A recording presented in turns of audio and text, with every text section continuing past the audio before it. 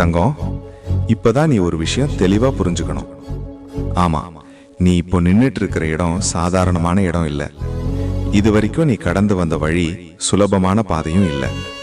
அதனாலதான் இப்போ உனக்கு சில விஷயங்கள் ரொம்ப கஷ்டமா தோணுது. அதுக்கு அர்த்தம் நீ பொறுப்போட வளர்ந்துகிட்டு இருக்கிற அறிகுறிதான். நீ எல்லாருக்கும் புரியிற வழியில போகல. உன் மனசுக்கு சரின்னு தோணுற வழியில தான் நீ போய்கிட்டு இருக்க. அதனாலதான் சில நேரம் நீ தனியா நடக்கிற மாதிரி தோணும்.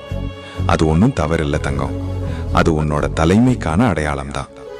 அதுக்காக இன்னும் நீ வேகமா ஓடவும் வேண்டாம், உடனே நின்று போகவும் வேண்டாம். இப்படியே உன் வேகத்துல நீ தொடர்ந்து பயணம் செய்.